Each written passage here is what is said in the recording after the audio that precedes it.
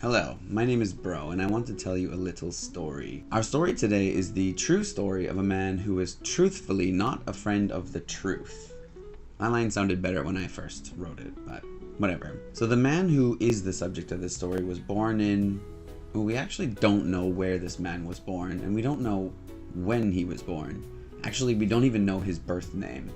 Now, this is kind of not an unusual thing for history, as kind of a lot of people's information gets lost to history. But this fact becomes a little bit strange when you consider the fact that this guy has written 2 books, one of them being a memoir, which should give us this information. But the man intentionally obscured several aspects of his life. This might become clear as I continue telling the story. Well, first of all, let's start with what we do know.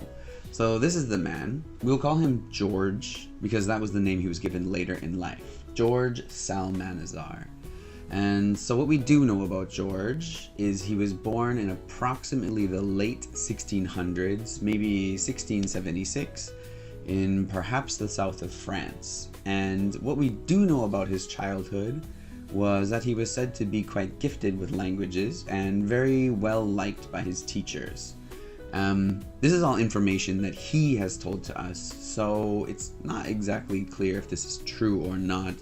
However, he did tell this to us at a time in his life when he would have been less likely to lie about it. So at around the age of 15, George decided to drop out of school. He wanted to see the world and travel around Europe, but he wanted to be able to do so affordably because he kind of came from a very poor family. Well, George did what any reasonable person would do. He forged an Irish passport and stole a pilgrim's cloak and staff and set about LARPing around the European countryside as an Irish pilgrim. This gives me very I put on my robe and wizard hat vibes. However, unfortunately for George, many people around Europe have met Irish people before, and so some people saw through his disguise, and he ended up returning back home to his mother, who scolded him. Disgusting! But then decided to set out again. But what to do? Pretending to be an Irish pilgrim didn't work out for George, and so he needed to do something different. So he decided he needed a more exotic backstory, something that people around Europe couldn't really disprove. But if you look like this, what kind of person could you pretend to be? You couldn't really pretend to be from anywhere in Europe because there would of course be people who have met people from that country. So, I don't know if you know where this is going. George, being the creative person that he was, decided to become a Japanese Christian convert, perhaps becoming the world's first weeaboo. And now, I'm not sure how clear it is from this picture as it's in black and tan, but George was a blonde-haired, blue-eyed man, so keep that in mind as he pretends to be Japanese. So if you're going to pretend to be a person from a country that people don't really know a lot about, you're going to have to throw in some spicy facts to keep people intrigued and interested in your backstory. So he told people that Japanese people eat raw meat spiced with cardamom. Cardamom being a spice from India, Indonesia, or Guatemala, and that people in Japan slept upright in chairs. I think these facts hit a good balance between being weird enough and maybe not so unbelievable. I would give them about a 7 out of 10 if I were to rate them. So Japanese people do, yes, eat some raw food, raw fish at times, but cardamom is just way off the mark. And I don't know, sleeping upright in a chair just sounds stupid. But anyways, George continued traveling around Europe at this time, and then in 1702 he would meet a priest named Alexander Innes. I don't know the woman. So Alexander Innes would later claim to have converted George to Christianity and to actually have given him his Christian name of George Psalmanazar. And he also took George to London, where George would become more than a little famous for his strange behaviors and odd mannerisms. Now, Alexander Innes himself is not very well known. I still don't know her. And he kind of just clings to George's coattails in order to maintain historical relevance. Alexander Innes was easily able to see through George's ruse of being Japanese by having George translate a text to Japanese, then taking that translation, then having him translate the text a second time, and then comparing the two translations. How do you know he isn't just making stuff up and pretending he's translating? He found that the two translations had very little in common, so he thought that George was actually not a Japanese person. So it might have been that, or it might have been the fact that he has two eyes and could see George. Despite the fact that Innes was a priest, he kind of saw in George a potential for fame and fortune through exploitation, and so he decided to kind of duplicitously use George to gain fame and wealth. I'm gonna be a star. However, he thought that the Japanese disguise was not a good enough one, so they decided that from now on, George would pretend to be Formosan. I don't know if you've heard about Formosa. Formosa is the antiquated name for Taiwan. So from now on, I'll be using Taiwan and Formosa interchangeably, or Taiwanese or Formosan also interchangeably. So just be aware of that. To place this story in history, George's claim to be Formosan in 1702 comes after the Dutch colonization of Taiwan from 1624 to 1662. At the time of this colonization, there would have been some reports written by the Dutch colonizers about Taiwanese people for Western audiences.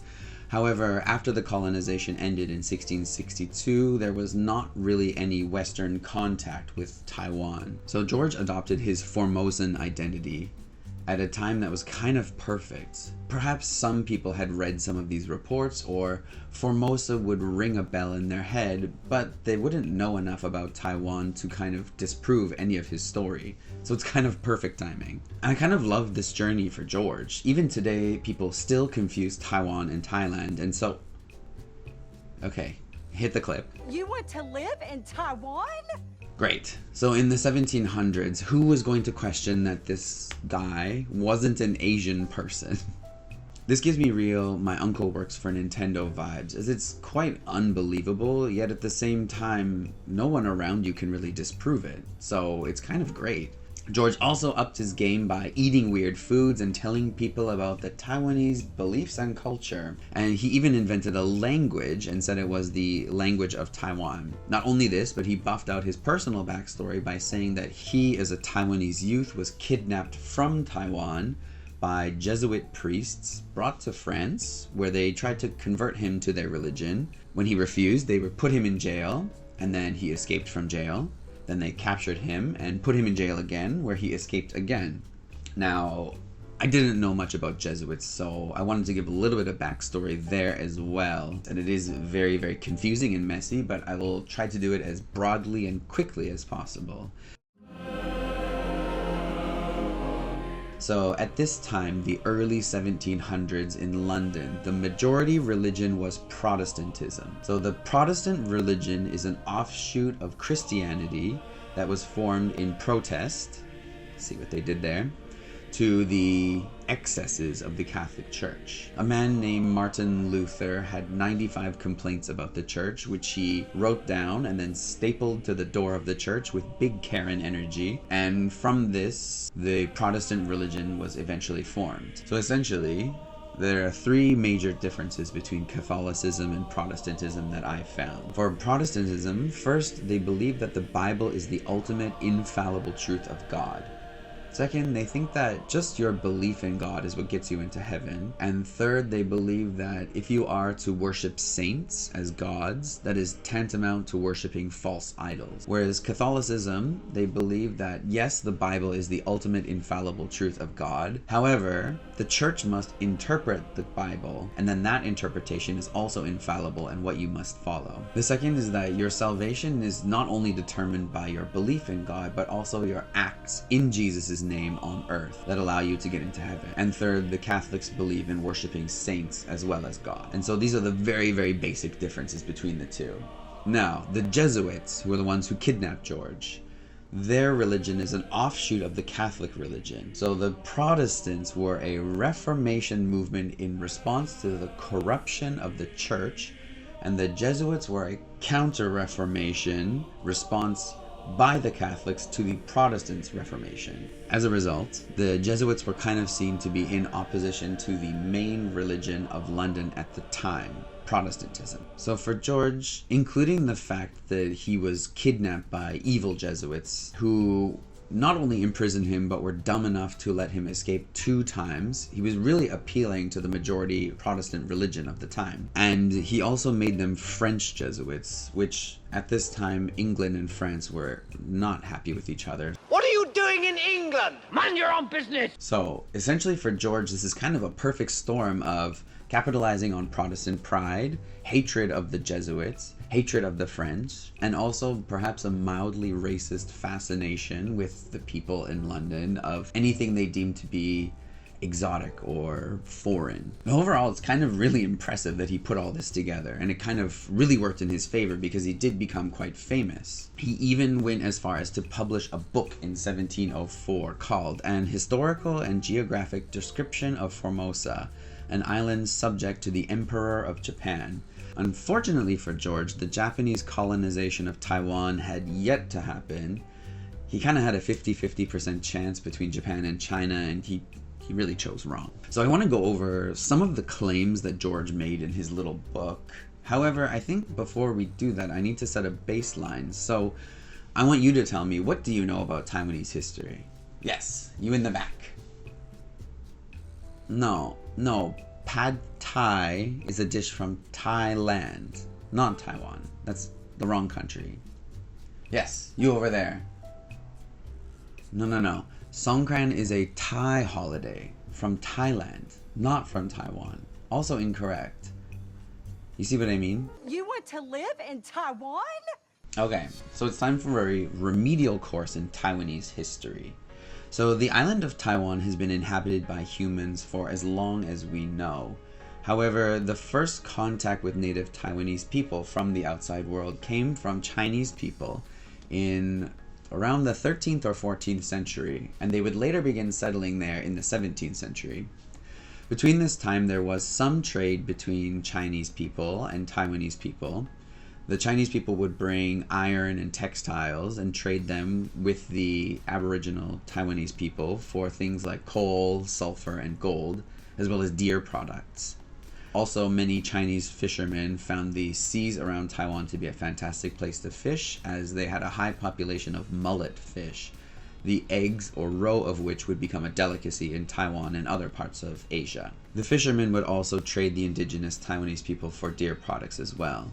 In 1544, a Portuguese crew sailing past Taiwan would look at Taiwan and say, "Wow, what a beautiful island," and name it Formosa, which would mean beautiful island in Portuguese.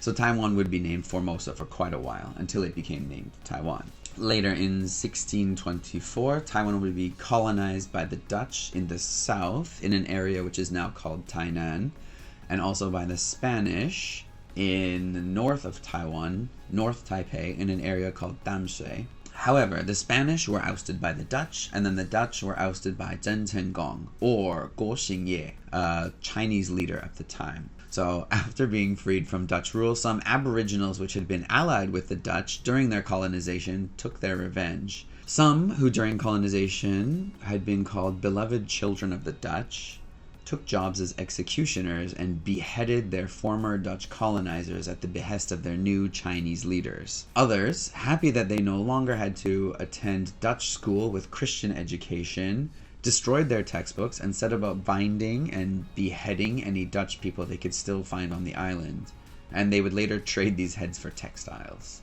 I'm sorry that this seems to bring me a little bit of joy, but I just love a good revenge arc, and it's really cathartic to hear that at least some people who had been put through this kind of Eurocentric education, forced education, could get at least some kind of retribution. The unfortunate side is that they were later subjected to Chinese rule. So the culture, beliefs, and history of the Taiwanese Aboriginal people is an incredibly varied and rich subject. So I'm going to give everything very, very broadly. Clothing, for example, varied between every tribe, but very broadly speaking, all clothing was made of plant fibers, animal skins, and feathers. Very broadly, the Taiwanese Aboriginal people could be split into 2 groups, those being the plains people who lived on the outskirts of Taiwan, and the mountain people who lived on the interior of Taiwan, in the mountainous areas. Some of those in the plains lived in villages that were surrounded by bamboo walls, in houses made of bamboo, and thatch that were raised on stilts. Property was typically communal, and farmers would raise crops of sugar and rice, apparently mostly for wine, and hunters would hunt the native species of deer, some of which, fun fact if you've ever been hiking in Taiwan, bark like dogs when frightened, which is terrifying. So the Plains people were also a matrilineal society. So a woman would undergo a courtship process where she was allowed to be courted by as many male suitors as she wanted. Then she would pick the one that she liked, and he would come to live with her family, and their children would also take on her last name. Women would also hold positions of religious power in society, such as priestesses or mediums to the gods.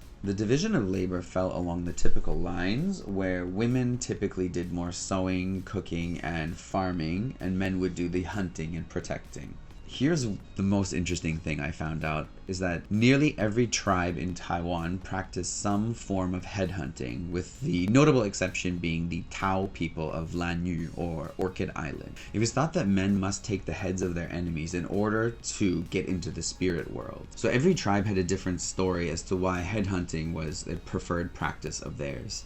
So some did it for revenge, some did it to settle disputes, some as a coming-of-age ceremony to confirm manhood upon boys, or to ensure good luck for the tribe. After beheading enemies, they would boil the flesh off and then display them on doors or in common rooms, or some would even display them on skull racks, which kind of gives me the same vibe as like a weeaboo with his anime figure shelf, but much cooler. The practice was extremely important and very full of ritual. For every head you took, the power was said to be taken from the slain and given to the slayer. It also helped to create group cohesion within the tribe. Women's heads were also okay to collect because it meant if you killed a woman and took her head, you were robbing the enemy tribe of somebody who could produce powerful offspring. There was also a practice of raising some of the children of the people you beheaded. So in order to do this headhunting, a type of machete was usually used. They also used bows and arrows for hunting and fishing. However, at the time of colonization, guns would become more used, and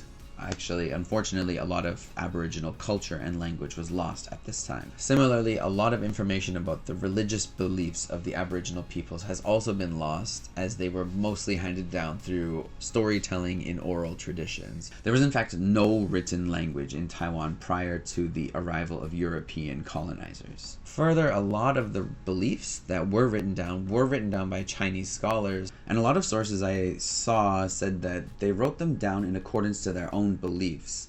And so the Chinese beliefs kind of tainted the Aboriginal beliefs. And so it wasn't quite accurate. So a lot could have been lost at this time as well. So very broadly and basically, the Aboriginal people believe that spirits live in all things. Shamans can communicate with those living in the spirit world.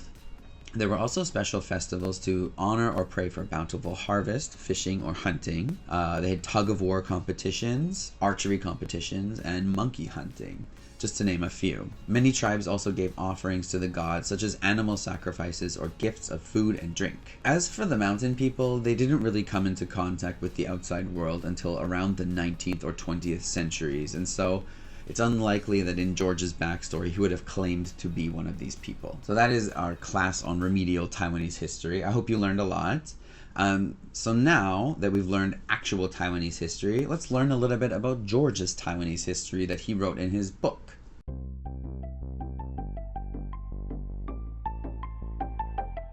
So of course, all of this information was just made up randomly by George. I don't know where it came from or why he wrote these things. I'm sorry? I generated that.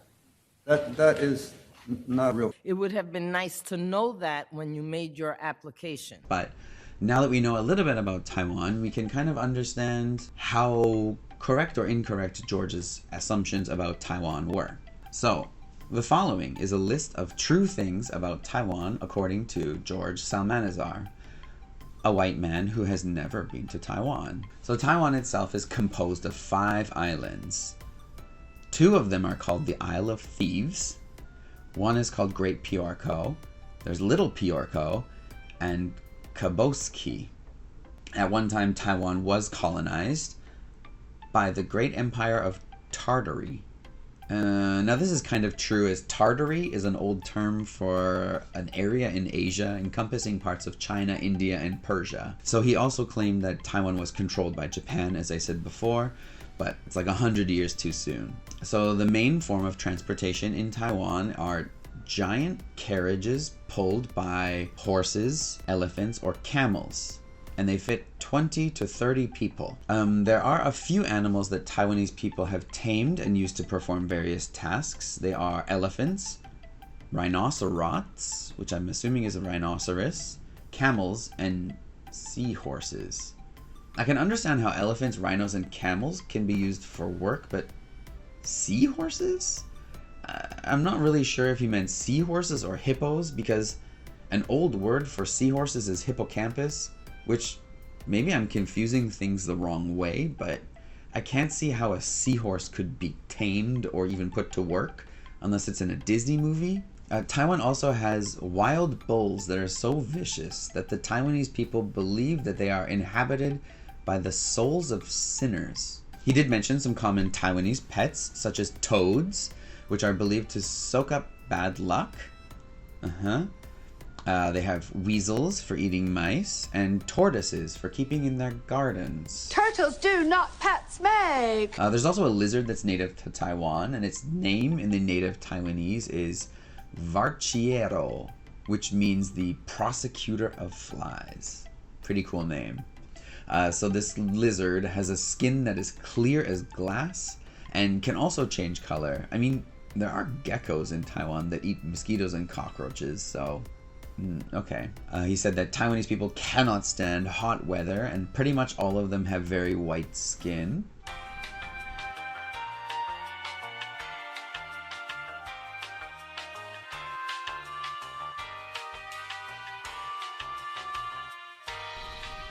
Okay. He said most of the houses in Taiwan are underground and are circular in shape. He said that Taiwanese parents will never hit their children. Never ever. Even when it would be beneficial for the child. What does that mean, George? They also never threaten their children if their children are not studying well, but instead urge them gently with kind words and promises of rewards. He also said every Taiwanese person must learn a second language. And so we learned that the natives were forced into Dutch school, but George said that they learned Greek for some reason. Furthermore, he said unmarried men and women were not allowed to have conversations. Taiwanese noblemen typically walk around completely naked, except for with an open coat, a hat, and the hat has a long tail, and then a plate made of gold or silver that covers the genital area. Regular folks just wear a gown with their breasts wide open. Barbecue sauce on my titties. And a loincloth. People in the countryside, however, wear bear fur, and their dick shield is made of like seashells or tree bark. Now, let's move on to language. So the language in Taiwan, according to George, is the same as Japanese, or at least has the same root as Japanese, but the Taiwanese people sound more guttural or primitive when speaking. In order to speak present tense in Taiwanese, you need to keep your voice flat, like I see you. Past tense is pronounced by raising your voice, I see you. And future tense is spoken by lowering your voice, I see you, I guess. The Taiwanese alphabet has 20 letters. Once again, and I cannot stress this enough, there was no written language in Taiwan at this time. So here is a sampling of George's Formosan language. He has translated some of the 10 Commandments. I'm not going to attempt to read that. He said that the name of Formosa in the native Taiwanese language is God Avia, which means beautiful island. So not bad, kind of close to the Formosa thing. He said that the capital city of Taiwan is a city called, I don't know how to say this, Externetsa? I don't know. The Chinese name for Taiwan is Pakando, and I'm afraid I'm going to summon an evil dead demon by saying these words. So let's move on to some cultural facts. Nowadays, Taiwan is known as a destination for food. So let's see some of the foods that George said that Taiwanese people ate. When it comes to meat, Taiwanese people do not eat pigeons or turtles. Facts. The Taiwanese people also made a kind of alcohol that comes from a fruit that grows upside down on a tree. I guess instead of hanging downwards, the fruit hangs upwards. Another popular food in Taiwan is a kind of snake, but this snake is highly venomous. So in order to eat the snake, they beat it with sticks until it is so angry that all the poison in the snake rises to the head, and then they cut the head off very quickly. When foreigners arrive in Taiwan, they are forced to undergo a test. That test is, they must step on a cross in order to prove that they are not Christian. I can attest to this, as I was forced to do this when I came to Taiwan. If or when a Christian is found in Taiwan, he or she must be jailed with all of those that they have seduced to Christianity. This is a lot like sending a bunch of gay kids to conversion camp. Like, instead of sexual activity, you're going to be having the Christians, I don't know, getting into religious rap battles or throwing crucifixes at each other. I don't know what these people do behind closed doors. If adultery occurs between a couple, for the first offense there's a small fine, and for a second offense there's beheading. So Taiwanese people are polygamous and have many wives. However, if a woman cheats on her husband, he is legally allowed to eat her.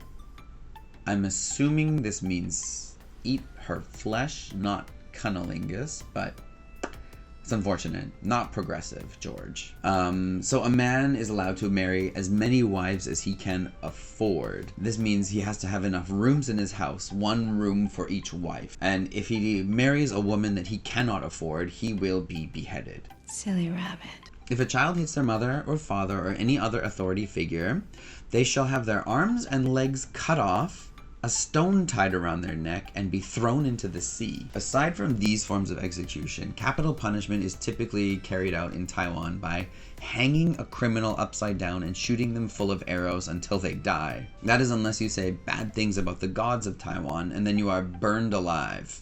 So let's get a little bit into religion now. So the Taiwanese people worship the sun and moon as gods. So Taiwanese people begin their day by throwing water on their heads 3 times, then going up to the roof of their building to stare longingly at the sun, the moon, and the stars, and thank them for all of the bounty that they have received. The sun and the moon are believed to commonly curse people with the plague, which is the #1 cause of death in Taiwan. If a Taiwanese person is to get sick, they typically run 2 or 3 miles as fast as they can in order to sweat out the sickness. So Taiwanese people celebrate the new year by sacrificing the lives of 18,000 young boys to the sun and the moon. These boys are typically under the age of 9. The method of sacrifice is by removing their hearts and setting them on fire, of course. So the priests, I guess not wanting to waste all these corpses, hand out pieces of flesh to everybody at this New Year's ceremony, and then they can keep whatever is left of the boys to eat themselves after the ceremony ends. Also, there's nowhere to sit during these boy eating ceremonies, as there are no seats inside the church, which frankly sounds barbaric. So basically everything in this book is complete nonsense, aside from 1 or 2 random correct guesses from George. I have never heard someone say so many wrong things, one after the other, consecutively in a row. That being said, this book was quite successful. Not incredibly successful, but fairly successful. There were multiple versions printed, and also George's Formosan language kind of persisted a while after he had been disproven. His language was so internally consistent that it even fooled many linguists of the time into believing that it was, in fact, a real language. He also made his story kind of a good redemption arc, as he was this person who was rescued from this land that was considered savage at the time and brought to see the light of God. It's kind of an inspiring story for people who love God, I guess. So yeah, he seriously spends over 100 pages talking about God, and I hope you can forgive me for not reading that part. I skimmed it. Well, now that we know all this information, I bet you're wondering, how on earth did this white boy convince so many people that he was Asian for so long? Why are you white?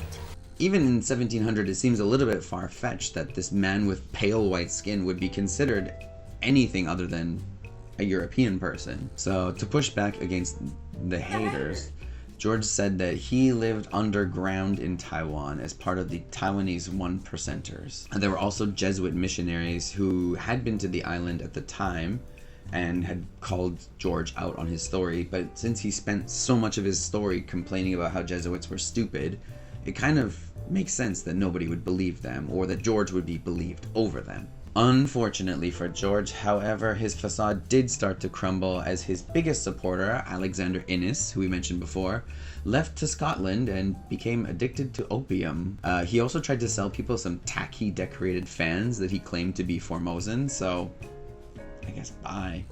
Oh. All right. And these were alongside the fact that he really couldn't keep his story exactly straight. I think one of the lies he was caught in was that at one time he claimed that Taiwan had silver mines, and at another time he claimed that they did not. So all of this stuff came together, and he was kind of disproven and started to admit the truth between 1706 and 1710. At this time, poor George was no longer in fashion. Worlds are colliding! George is getting upset! So I guess the people in London had moved on to, like, I don't know, powdered wigs or dying of the plague. Who knows? By 1711, he was kind of a laughingstock. As a silver lining, as he was found out and started to admit to lying, George also overcame his opium addiction. Oh yeah, by the way, he's been high on opium for this entire story, taking copious amounts of laudanum being a mixture of opium and alcohol, all throughout this time. It's not his fault, officer. He was high. So his recovery from opium addiction was due to the fact that he had found Jesus. Well, I mean, he had found Jesus before, but he, found Jesus, a little bit deeper, if you catch my meaning. No. Anyways, his story gets really boring after this. He spent the rest of his life quite modestly working in London as a translator and writer, and actually becoming relatively well respected. Upon his death, he had his memoir published, but he still refused to tell us his given name. He went full on Beatrix Kiddo and titled it The Memoirs of commonly known by the name of George Psalmanazar, a reputed native of Formosa, written by himself.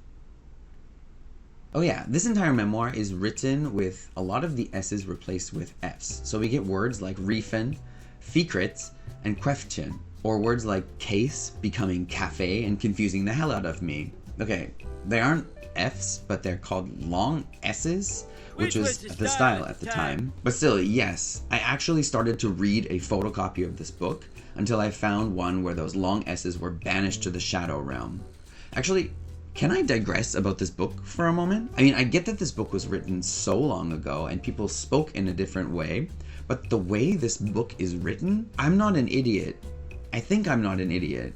But, I mean, I have studied philosophy, which has some of the most inscrutable texts and difficult words, and yet this book was just like, okay, so let's take some of these words and put them in an internet-friendly numbered list. So this list is not necessarily from best to worst or anything, it's just words.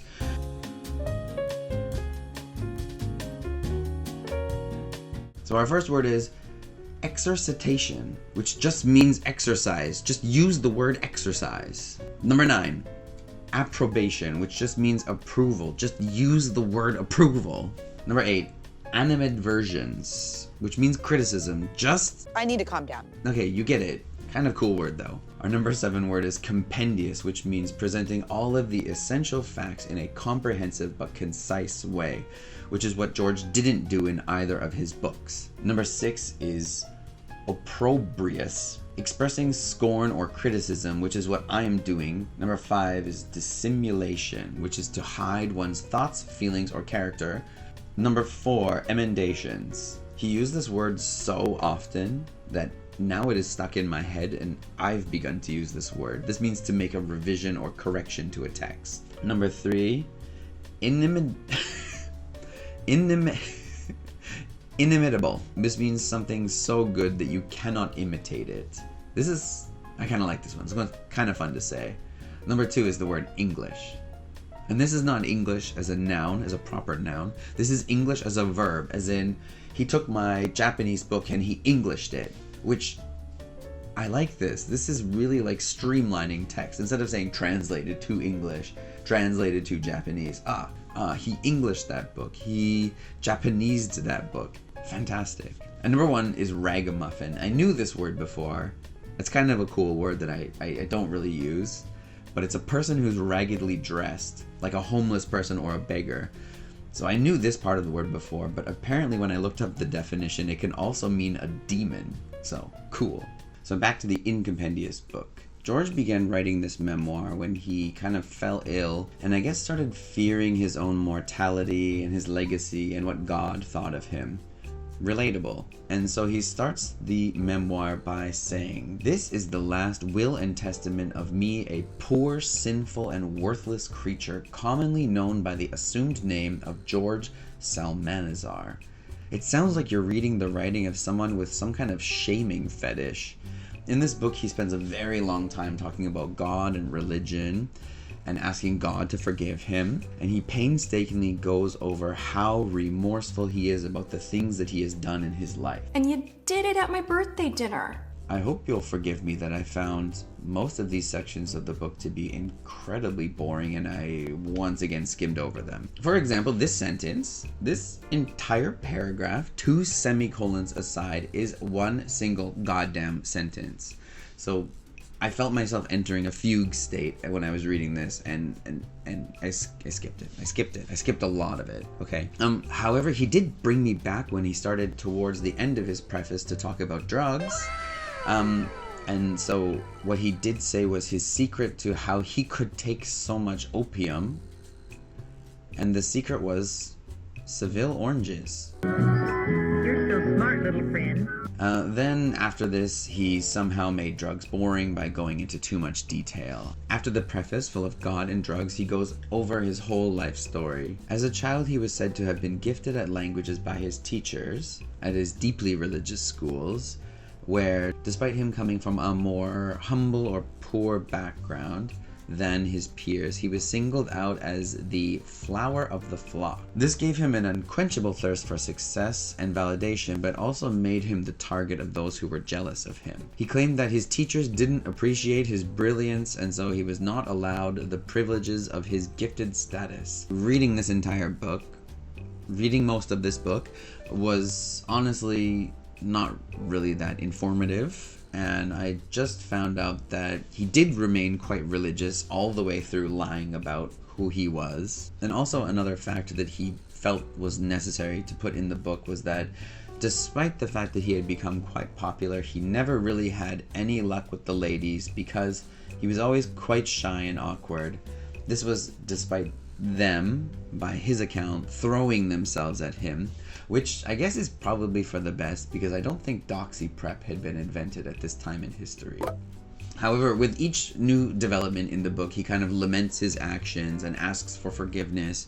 It's kind of really hard to read. Overall, what we get from this book is one of the most comprehensive accounts of a famous imposter, and a testament to, I guess, just how gullible people were at this time in history. But we're better now, right? Right? While I do hate the way this book was written, I kind of have to be thankful that George did swallow his pride and write this whole thing, which he was clearly very ashamed of. And I think he also did it in order to dissuade others from following in his path. He wanted to act like a martyr of sorts and convince other people that leading a life of deception is a bad thing. It seemed he wanted his memoir to act as a cautionary tale for all those who read it, so I guess it does have its place in history. That being said, I do kind of feel like he was a bit too hard on himself. Now, do I think George's actions were morally correct? No, of course not. He did something that was really dubious and kind of more than a little bit offensive. He profited off of pretending to be a minority and contributing to the racist zeitgeist of the time. My birthday dinner. That being said, I don't think he needed to punish himself so thoroughly and spend so much time wallowing in self-pity. At least that's how I read his book from an outside perspective. I mean, he did spread harmful stereotypes about Taiwan and Taiwanese culture, but given the number of people who still confuse Thailand and Taiwan, and the fact that this guy has kind of been lost to history, he's not super well known, I feel like his massive backpedaling and trying to get into God's good graces is kind of sad and unwarranted. Yes, he made a mistake. He made several mistakes. He made a laundry list of mistakes, but I don't think that means that he had to spend the rest of his life paying for it like it seems to me that he did. Although, I am not Taiwanese, so maybe I'm not the best person to judge the morality of George. I think the whole thing is kind of unfortunate because someone like George, with his skill set and his abilities to write good stories and his ability with languages, he could have used his ability to write like a fantastic novel or something, although I did spend a lot of time saying that he's a bad writer, so I don't know if I should be trusted on this one. Overall, I think the legacy of this story is indicative of how easy it was to get away with things like this in the past. Here you have a white guy pretending to be an Asian person successfully for several years. I mean, for example, if nowadays a woman were born in Lincoln County, Montana, to take a random place, to 2 white parents, entirely white family, and she decided that she was going to pretend to be a black person. I mean, there's no way that she would be able to get away with it, right? Are you African American? I don't understand the question. Put a picture up of you in your early 20s, though. Is this an African American woman? Are you an African American woman? I identify as black. Yeah, I am black. Right?